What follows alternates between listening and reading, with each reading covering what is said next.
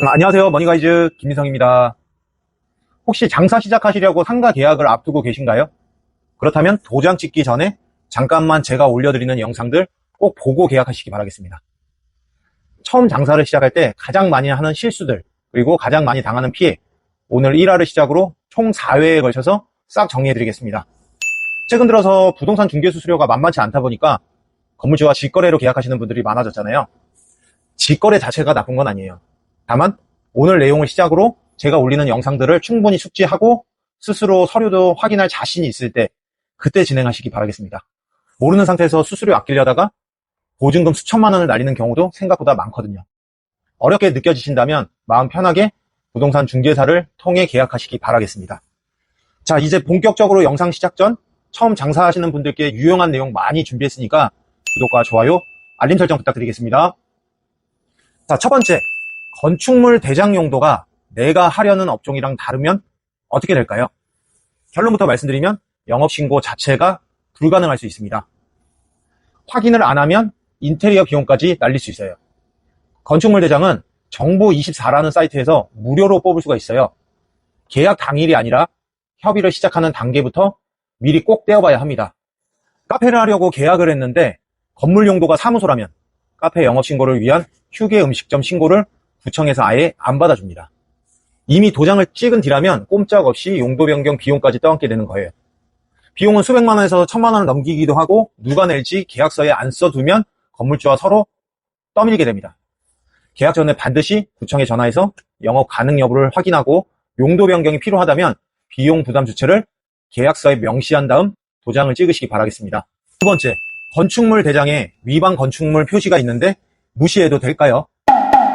절대 무시하면 안 됩니다. 이거 무시했다가 인테리어비 전부 날리고 문도 못 연 사례가 수도 없이 많아요. 예를 들어 어떤 분이 2층 상가를 계약하고 치킨집을 열기로 했다고 가정해 볼게요. 인테리어에 3천만 원을 쏟아부었는데 구청에 신고를 하러 갔더니 담당자가 이렇게 말합니다. 이 건물 2층은 무단 증축된 위반 건축물이라 신고 수리가 안 됩니다. 결국 이렇게 되면 3천만 원이 그대로 날아가 버리게 되는 거죠.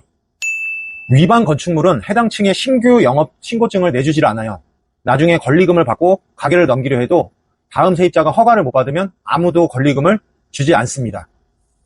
건축물 대장 발급하면 맨 위에 크게 표시되니 노란색 위반 건축물 표기가 보이면 반드시 전문가와 상담 후 계약 여부를 결정하시기 바랍니다. 자, 세 번째입니다. 등기부 등본 보니까 대출이 엄청 잡혀 있어요. 계약해도 괜찮을까요? 이거 확인 안 하면 보증금 한 푼도 못 돌려받을 수도 있습니다.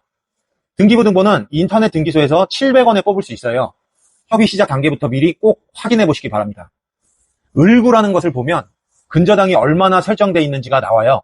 시세 10억짜리 건물에 근저당이 8억이고 내 보증금이 5천만 원이라면 경매로 넘어갔을 때 은행이 먼저 8억을 가져가고 내 차례엔 이미 돈이 없어요. 이게 바로 깡통상가입니다. 선순위 채권 합계에 내 보증금을 더해서 건물 시세의 70에서 80%를 넘으면 위험 신호라고 보시면 됩니다. 방금 예시는 이미 85%가 넘으니 계약하지 않는 게 맞습니다. 자, 네 번째, 환산 보증금이 기준을 넘으면 법 보호를 아예 못 받는 건가요? 환산 보증금을 모르고 계약하면 나도 모르는 사이에 법의 보호 밖으로 밀려날 수 있어요. 공식은 보증금 더하기 월세 곱하기 100이에요. 보증금 5천만 원에 월세 150만 원이라고 하면 환산 보증금은 2억이 됩니다. 2026년 현재 기준으로 서울은 9억 원, 수도권 과밀 억제 권역과 부산은 6억 9천만 원, 광역시, 세종시 등은 5억 4천만 원, 그 외 지역은 3억 7천만 원이에요. 이 기준을 넘으면 보증금 우선 변제권이나 임대료 5% 인상 상한 같은 핵심 보호를 받지 못하게 됩니다. 부가세 포함 여부에 따라 기준액을 넘느냐 마느냐가 갈릴 수도 있으니까 계약서에 부가세 별도인지 포함인지 반드시 명시하시기 바랍니다.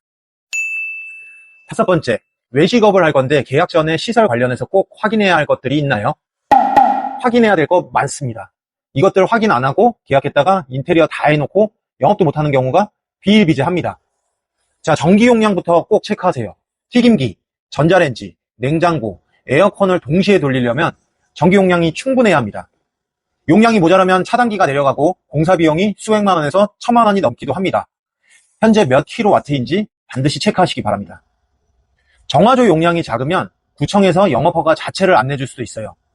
교체나 확장 공사는 비용도 크고 건물 구조에 따라 불가능한 경우도 있으니까 구청이나 전문업체에 미리 확인해 보시고요. 덕트 설치 가능 여부도 반드시 확인하셔야 합니다. 고깃집을 열기로 계약했는데 덕트를 못 뽑는다고 하면 영업 자체가 불가능하고 법적 분쟁으로 이어질 수도 있습니다. 가능하다면 계약서에 특약으로 명시해 두시기 바랍니다. 가스 공급 여부도 확인하셔야 합니다. 도시가스가 없으면 LPG 비용 차이가 상당하고 배관 연결 공사까지 해야 할 수도 있거든요. 또한 소방시설 기준도 빠뜨리면 안 됩니다. 인테리어 다 끝내고 소방 기준 미달로 추가 공사를 해야 한다는 걸 뒤늦게 알면 비용이 2배로 불어납니다. 계약 전에 소방서나 구청에 미리 확인해 볼 필요가 있습니다. 영업시간 제한 여부도 꼭 챙기세요. 주거복합 건물이나 오피스 빌딩은 야간 영업이 제한될 수도 있거든요. 저녁 장사를 주력으로 생각했는데 밤 9시에 문을 닫으라고 한다면 낭패잖아요. 이 중 하나라도 확인 안 하고 계약했다가는 돈만 날리고 문도 못 여는 경우가 발생될 수 있으니 최악의 상황을 가정하여 위 부분만큼은 꼭 체크해 보시기 바랍니다. 자, 마지막 질문입니다. 가계약금만 보냈는데 마음이 바뀌었어요. 24시간 안에는 돌려받을 수 있는 거죠? 법적으로 24시간 내 취소 시 반환 규정은 어디에도 없습니다. 이 착각 하나가 수백만 원을 날리게 만들 수도 있어요. 예를 들어 A씨가 카카오톡으로 계약할게요라고 건물주한테 보냈습니다.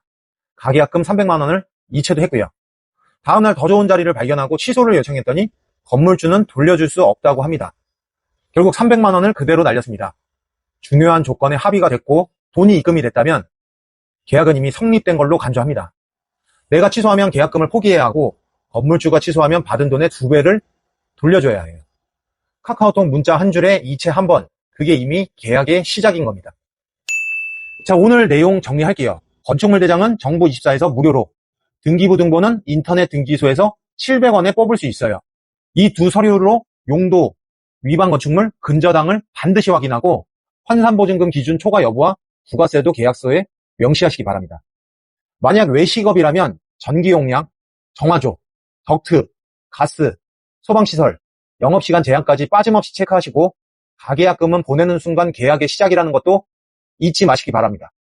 이것들 중 하나라도 놓치면 소중한 창업 자금이 한순간에 사라질 수도 있습니다. 오늘 제가 말씀드린 부분들은 항목 위주로 간단하게 요약형으로 말씀을 드린 거고요.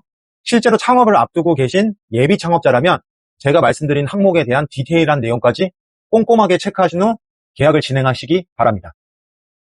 다음 2회에서는 보증금과 권리금을 안전하게 지키고 돌려받는 방법에 대해서 알려드리겠습니다. 오늘 영상이 도움이 되셨다면 구독과 좋아요, 알림 설정 눌러주시고요. 궁금하신 내용은 댓글로 남겨주세요. 저는 더 깊이 있는 분석으로 다시 돌아오겠습니다. 감사합니다.